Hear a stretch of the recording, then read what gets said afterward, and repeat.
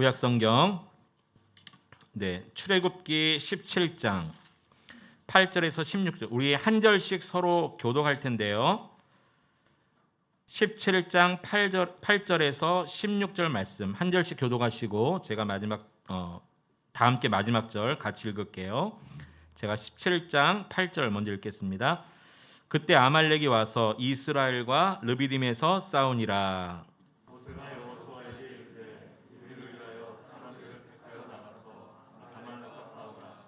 내일 내가 하나님의 지팡이를 손에 잡고 산 꼭대기에 서리라. 여호수아가 모세의 말대로 행하여 이 아말렉과 싸우고 모세와 아론과 훌은 산 꼭대기에 올라가서 모세가 손을 들면 이스라엘이 이기고 손을 들면 아말렉이 이기더라. 모세의 팔이 피곤하매 그들이 돌을 가져다가 모세 아래에 놓고 그가 그 위에 앉게 하고 아론과 훌이 한쪽에서 한 사람은 이쪽에서 한 사람은 저쪽에서 모세의 손을 붙들어 올렸더니 그 손이 해가 지도록 내려오지 아니한지라.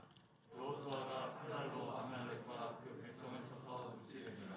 여호와께서 모세에게 이르시되 이것을 책에 기록하여 기념하게 하고 여호수아의 귀에 외워 들리라. 내가 아말렉을 없이하여 천하에서 기억도 못하게 하리라.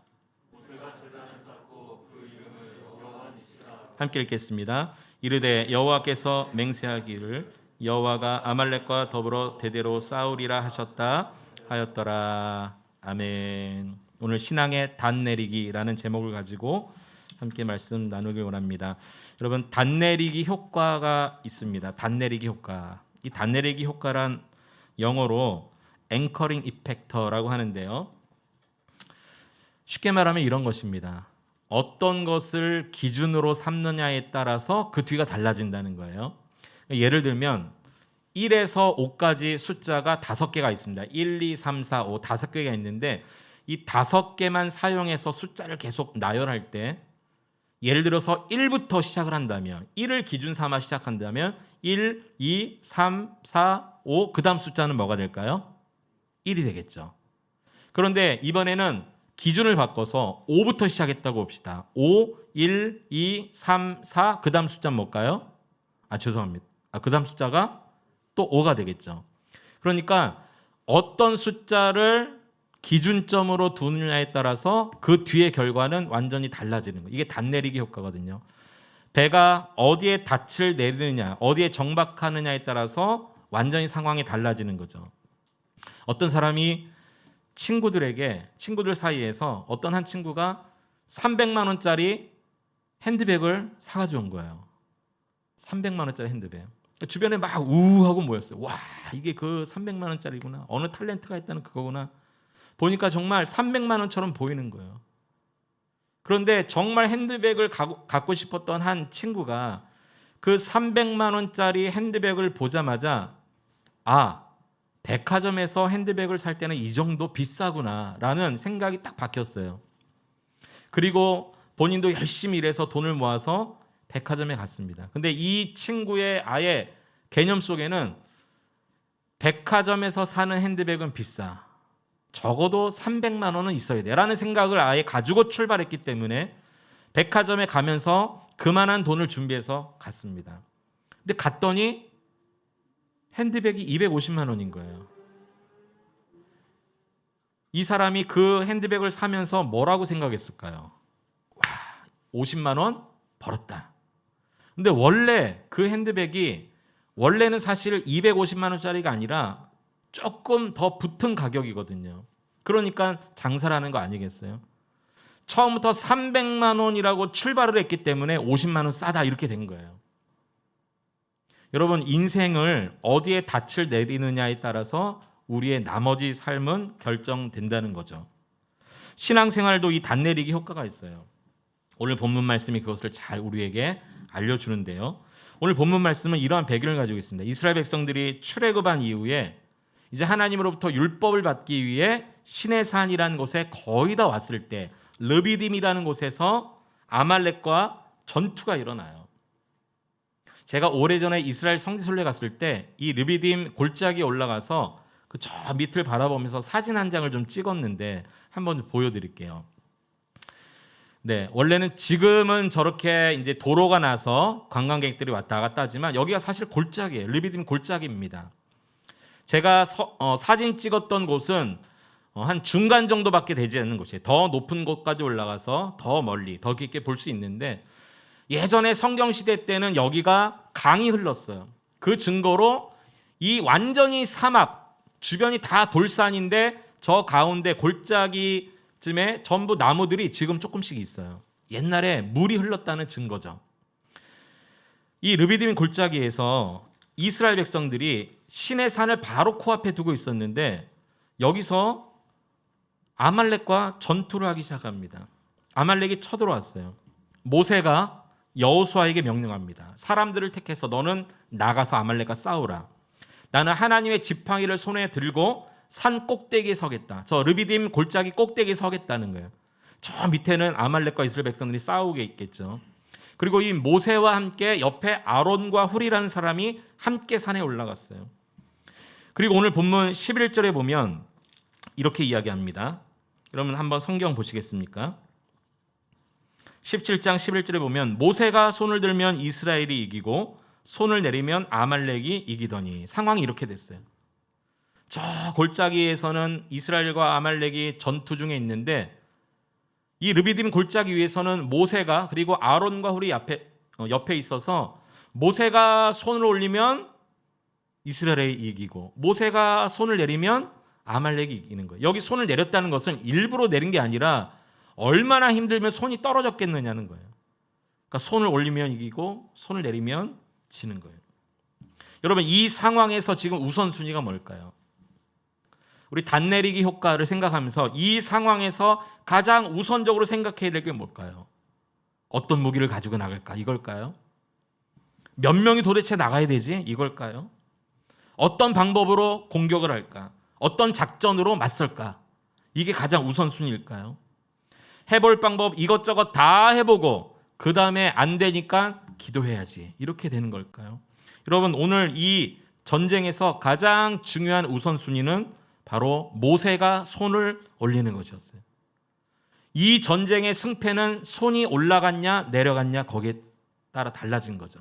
무기가 있었느냐, 어떤 작전을 썼느냐, 몇 명이 나갔냐 이것이 아니라 손을 계속 들고 있었는가. 여기에 전쟁의 승패가 달라졌다는 거예요.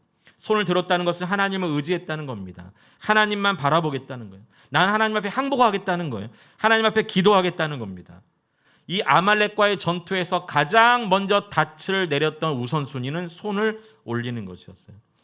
사실 이스라엘 백성들은 하나님을 의지하지 않을 수 없는 백성이었어요. 처음부터. 출애굽한 것도 그렇고 이것도 놀라운 기적인데 출애굽한 이후에 홍해를 건넜다. 여러분 놀라운 기적입니다. 성경에 보면 홍해를 건넜는데 홍해를 마치 마른 땅을 건너는 것처럼 건넜다는 거예요. 여러분 바닷가에 가시면 알죠. 파도가 왔다가 한번 딱 내려가면 그 물이 묻은 백사장을 걷는 것도 힘들어요. 물이 왔다 가면 발목이 빠지잖아요. 그런데 하나님께서 갑자기 동풍을 불게 하셔서 그 넓은 바다를 가르시고 바닷속을 마른 땅처럼 건너게 하셨대요. 그 짧은 순간에. 이것을 어떻게 인간의 논리로 설명할 수 있겠어요? 그러니까 이들은 하나님을 의지하지 않을 수 없는 백성인 거죠. 홍해를 건넜습니다. 건너서 마라라고 하는 곳에 갔는데 물이 없는 거예요. 물을 얻지 못하자 이스라엘 백성들이 원망하고 불평합니다. 그때 하나님께서 그 마라의 쓴물을 단물로 바꿔주셨어요. 마실 물을 먹게 하셨어요. 마라를 지나서 신광야라는 곳을 지나갈 때 이들이 또 불평합니다. 우리가 애굽에 있었으면 지금쯤 고기도 먹고 떡도 먹고 배불리 먹을 텐데 왜 하나님 우리를 이곳까지 인도해서 죽이시려고 하는가. 모세가 하나님 앞에 기도하자 하나님께서 새벽에 일어나면 만나를 얻게 하시고 저녁에는 메추라기로 먹이셨어요. 고기와 떡을 날마다 주셨어요. 성경에 보면 광야 40년 동안 매일 주셨대요. 매일 먹을 것을 주셨어요. 그리고 오늘 이 르비딤, 이 아말렉과의 전투 바로 직전에 어떤 사건이 있었냐면 이 르비딤에 왔을 때 또 마실 물이 없는 거예요. 여러분 이스라엘 땅을 여러분 나중에 꼭 갈 수 있는 기회가 있기 바랍니다. 가면 그냥 다 사막인 거예요. 주변이 다 사막이에요. 그냥 그 광야인 거예요. 그러니까 어디를 가나 물이 없어요. 르비딤이란 곳에 또 왔을 때 물이 없자 또 원망합니다. 그때 하나님께서 모세에게 네 지팡이를 들어서 반석을 치라. 반석을 치자 반석에서 물이 터져 나왔어요. 하나님이 아예 물의 근원을 얻게 해 주셨어요. 이 모든 사건이 뭘 말하고 있어요? 하나님 이스라엘 백성들에게 너희는 나만 의지하면 돼. 너희는 나만 의지하면 돼. 내가 너희를 인도하는 하나님이야. 그러니까 이스라엘 백성들은 원래 하나님을 의지하지 않을 수 없는 백성이에요. 매 순간마다. 그러니 이 르비딤과의 전투에서 가장 먼저 닻을 내려야 될 가장 우선순위는요, 하나님을 의지하는 거죠. 손을 드는 거예요. 어떤 무기를 가졌냐, 몇 명의 병력이 나갔냐, 어떤 작전으로 맞설 것인가, 아무것도 중요하지 않습니다. 모세가 손을 올리면 이기는 거였어요. 손이 떨어지면 지는 거였어요. 이런 상황 가운데 이들이 가장 먼저 생각해야 될 우선순위는 바로 기도였다는 거예요. 우선순위가 하나님을 의지하는 것입니다. 여러분 인생의 가장 우선순위는 무엇입니까? 여러분 지금 위치에서 가장 우선순위는 무엇이에요? 여러분 그것이 하나님을 의지하는 것이 되기를 축복합니다. 여러분의 입술의 고백에서 나의 가장 우선순위는 하나님을 의지하는 겁니다. 지금은 비록 상황이 좋지 않지만 하나님을 의지하는 것, 이것이 내 인생의 가장 첫 번째 순위입니다라고 정말 고백할 수 있는 우리 청년들이 다 되었으면 좋겠어요. 사실 지금 여기 모세의 상황을 보면은 굉장히 피곤한 상태입니다. 모세는 이 당시에 나이가 좀 많이 있었거든요. 옆에서 아론과 훌이 손을 받쳐주지 않으면 너무 힘들어서 손이 떨어질 정도의 힘이 없는 상태였어요. 매우 피곤했을 것입니다. 출애굽한 이후에 여기까지 오는 동안에 날 너무 힘들었을 거예요. 그래서 지금 모세 인간적으로 생각하면 이 피곤함의 문제를 해결하는 게 우선순위였을지도 몰라요. 좀 잠을 좀 자본다든지 아니면 뭔가 좀 체력을 이렇게 방비할 만한 무엇인가를 하거나 먹거나 쉬거나 이게 우선순위였을지 몰라요. 그러나 이 피곤함보다 먼저 우선순위로 생각했던 것은 하나님을 의지하는 거였어요. 그래서 모세의 팔이 피곤하자 12절에 보니까 이렇게 말하고 있어요. 17장 12절에 보면 모세의 팔이 피곤하매 그들이 돌을 가져다가 모세 아래에 놓아 앉게 했어요. 아론과 훌이 한쪽은 한 사람 이쪽에서 한 사람 저쪽에서 모세의 팔을 붙들어 올렸어요. 그러니까 피곤함의 문제를 해결하는 것보다 더 중요한 것은 하나님을 의지하는 것이다 보여주고 있어요. 또 12절에 보면 해가 지도록 내려오지 않았대요. 그 손이 해가 지도록. 이것은 무슨 말입니까? 시간을 내서라도 반드시 해야 되는 것이 기도요, 하나님을 의지하는 것이라는 것을 우리에게 가르쳐 줍니다. 피곤을 이기면서까지도 해야 되는 것 기도. 시간을 내면서까지도 해야 되는 것 기도. 기도는 결국 하나님을 의지하는 것이거든요. 우리 여기 있는 우리 모든 성도님들, 우리 모든 청년들이 아무리 피곤하고 힘들어도 여러분 하나님을 먼저 의지하시기를 바랍니다. 아무리 시간이 없어도 여러분 하나님 앞에 기도할 수 있는 시간을 만들어서 기도하시기 바랍니다. 우리는 사실 어느 누구도 하나님 앞에 기도하지 못할 만큼 그렇게 바쁜 사람은 없습니다. 우리가 바쁘게 살아가지만 가만히 생각해 보면 하루에 짬을 내서 하나님을 만나고 짬을 내서라도 하나님 앞에 엎드려 기도할 수 없을 그런 시간이 없는 사람은 없다는 거죠. 구약시대의 선지자 중에 사무엘 선지자가 있습니다. 여러분 잘 아시죠? 어머니 한나의 기도로 아들을 낳았는데 그 아들이 사무엘이죠. 이 사무엘 선지자는 사사 시대에서 이 왕정 시대로 넘어가는 마지막 사사였어요. 근데 어느 날 이스라엘 백성들이 사무엘 앞에 와서 뭘 요구하는 거예요. 우리에게 왕을 세워달라. 왕을 세워달라. 다른 나라들을 가만히 보니까 왕이 있는 왕정 국가예요. 그런데 이스라엘 백성들은 왕이 없어요. 그래서 왕을 세워달라. 왕이 있는 민족들을 보니까 왠지 힘 있는 것 같고 뭔가 그 권력 때문에 나라가 잘 다스려지는 것 같고 그러니까 왕을 세워달라 요구합니다. 사실 이스라엘 백성들은 왕이 필요 없는 백성이었어요. 하나님이 왕이시니까. 그런데 하나님이 왕이신데 인간 왕을 구한 거예요. 이것은 하나님 앞에 분명한 죄였습니다. 그러나 너무 강력하게 요구하자 사무엘 선지자가 인간 왕을 세워줘요. 사울 왕을 세워줬죠. 그러나 왕을 세워주면서도 이것은 하나님 앞에 분명히 죄다라는 것을 분명히 알려줍니다. 사무엘상 12장 17절에 보면 이렇게 말씀하고 있어요. 사무엘의 이야기인데요. 같이 한번 읽어봅니다. 시작. 내가 여호와께 아뢰리니 여호와께서 우레와 비를 보내사 너희가 왕을 구한 일 곧 여호와의 목전에서 범한 죄악이 큼을 너희에게 밝히 알게 하시리라. 하나님의 목전 앞에서 범한 큰 죄악, 그 죄악이 뭐였어요? 왕을 구한 일이었어요. 인간 왕을 구했다는 것은 더 이상 보이지 않는 하나님 우리의 왕이 아닙니다. 이러한 의미였던 것이죠. 하나님만이 이들의 왕이셨고 하나님만 의지하면 되는 민족이었어요. 출애굽한 이후부터 지금까지 그렇게 살아왔어요. 하나님만 의지하면 돼요. 먹을 것, 입을 것, 전쟁 다 해결해 주셨어요. 그러나 지금 하나님이 아닌 인간 왕을 구했다는 것은 하나님이 아닌 다른 것을 구했다는 거예요. 하나님이 아닌 다른 것을 더 먼저 우선순위에 두었다는 것입니다.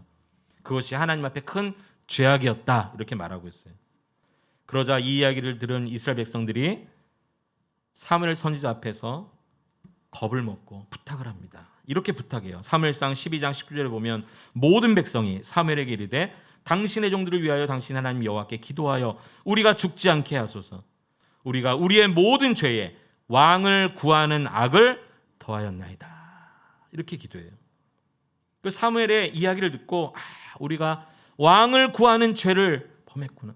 우리가 지은 죄도 많은데 하나님이 왕이신데 인간왕을 구하는 그 악을 우리가 죄악 가운데 더했구나.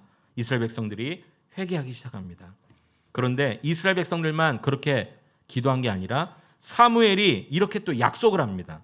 사무엘상 12장 23절 너무 중요한 말씀인데요. 함께 같이 한번 읽어보겠습니다. 시작. 나는 너희를 위하여 기도하기를 쉬는 죄를 여호와 앞에 결단코 범하지 아니하고 선하고 의로운 길을 너희에게 가르칠 것인즉. 아멘. 사무엘이 뭐라고 이야기합니까? 나도 너희를 위해 기도하는 것을 쉬는 죄를 결단코 하나님 앞에 범하지 않겠다. 그렇게 이야기해요. 이 사무엘이 지금 무슨 기도를 쉬지 않겠다고 얘기하는 거예요? 무슨 기도를? 네, 왕이신 하나님 외에 인간 왕을 세워달라고 구함으로 하나님보다 다른 것을 더 의지하려고 하는 이스라엘 백성들을 저들의 죄에서 건져 주십시오 하는 그 죄를 쉬지 않겠다는 거예요. 여기서 우리가 분명히 알 수 있는 것은 하나님보다 다른 것, 물질이나 환경이나 사람을 더 의지하는 것도 분명히 죄지만 그런 사람들을 돌이키게 해달라고 알면서도 보면서도 중보기도 하지 않는 것도 죄라는 것을 우리에게 분명히 가르쳐 줍니다. 그렇다면 오늘 우리가 이 시간에 두 가지를 결단하셨으면 좋겠어요. 하나는 하나님을 의지하지 않고 다른 것을 의지하려고 했던 우리의 죄악을 회개하셔야 되고요. 또 하나는 하나님의 뜻이 아닌 방법으로 시작된 모든 것, 또 그러한 상황, 또 그러한 사람들을 보면서 우리가 그들을 위해 기도하지 않은 것, 이것이 우리의 죄악인 것을 분명히 알고 기도했으면 좋겠습니다. 그래서 여러분 주변의 친구들을 위해 기도하셔야 됩니다. 가정을 위해 기도하셔야 되고 여러분 2세 청년들을 위해 기도하셔야 됩니다. 한국 교회를 위해 기도하셔야 됩니다. 온 세계 열방을 위해 믿음이 연약한 자들을 위해 기도하셔야 됩니다. 오늘 이 본문의 내용의 결론이 이렇게 끝납니다. 모세가 피곤함을 이기고 또 시간을 만들어서 아론과 훌의 도움을 받아 결국 손이 내려오지 않자 아말렉과의 전투에서 이겼어요. 하나님이 이기게 하셨어요. 그리고 그곳에 제단을 하나 쌓습니다. 그리고 그 제단을 이렇게 불렀어요. 여호와 니시. 한 번씩은 다 들어보셨죠. 여호와는 나의 깃발이요. 이렇게 고백합니다. 하나님 나의 승리의 깃발이라는 것. 이 당시 깃발은 너무도 중요한 역할을 했죠. 깃발을 올렸다라는 것은 우리가 대적을 이겼다라는 표시인 거예요. 멀리서도 그 깃발을 바라보면서 우리가 승리했구나 알게 되는 거죠. 깃발이 떨어졌다는 것은 우리 병력들이 실패하고 돌아오는구나, 우리가 졌구나라고 아는 것이에요. 하나님이 우리의 승리의 깃발이다.